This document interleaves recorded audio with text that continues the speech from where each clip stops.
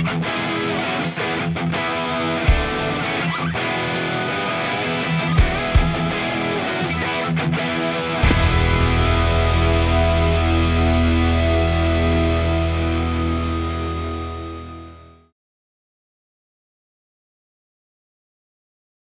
everybody, welcome back. We've been asked by a couple of our local dealers to just do a little short video on the Ford 3.2 Ranger turbos, the older and the newer unit.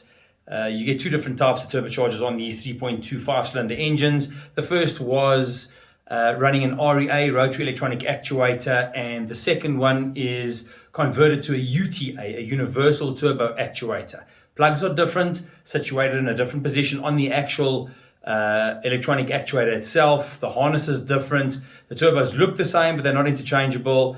The ECU calibration, as well as the actual protocol used to be able to communicate to the UTA versus the older REA, rotary electronic actuator, is completely different. So these two, if you were to be able to plug a UTA onto the older REA type harness, you would probably create a short and blow some fuses. But if you were able to get it to work without blowing fuses, the ECU would not be able to communicate to the UTA using the older ECU. So be that as it may, some of the differences between those two turbochargers. We've been asked to make a quick video on how we do a hybrid upgrade on these turbochargers and the wheel we use. Now, here's an intro for you. The wheel we use is designed by me.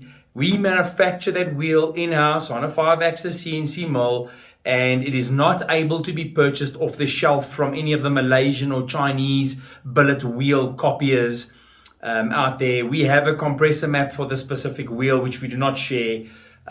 We have a flow bench manufactured custom for us to be able to do specific calibration changes, hardware and software program changes that we do to the actual REAs and UTAs, specifically related to the Ford 3.2 Ranger hybrid upgrades. You need to be able to program or reprogram the soft stop on both the swipe left and right, fully open, fully closed positions, as well as the speed, in order to be able to get the best out of a hybrid turbocharger on the 3.2 Ranger, which we basically do. So here's a video of the CNC profiling of those compressor housings specifically related to the 3.2 Rangers. Doesn't matter if it's the older model or the newer model. We did 5 of these turbochargers for a client of ours, and we basically spat those turbochargers out in about half an hour. As you'll see, once the actual CNC machining is done, I'll zoom in and show you what the cut time is. I think it's around about 4 minutes or whatever the case might be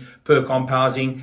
Repeatability is 100% accurate. It is all done on a CNC machine. We clock those housings up within 0.05, 0.03 of a millimeter every time. So, you know, your tolerances are 100%. We do not use a hand lathe. We do not use engineering glue and Koki pens and touch and go with sandpaper and all sorts of other issues. This compressor housing is machined on a CNC, finished on a CNC. It comes out, gets cleaned, gets assembled, balanced, flow calibrated, and packaged. It's as simple as that. This specific upgrade will give you between 220 and 250 wheel kilowatts. Yes, wheel kilowatts, and 750 to about 950 Newton meters, depending on the boost pressure and all your supporting hardware mods. We don't recommend you running massive boost pressures on these things. If you can get to 700 Newton meters and 200, maybe 210, maybe 215 wheel kilowatts,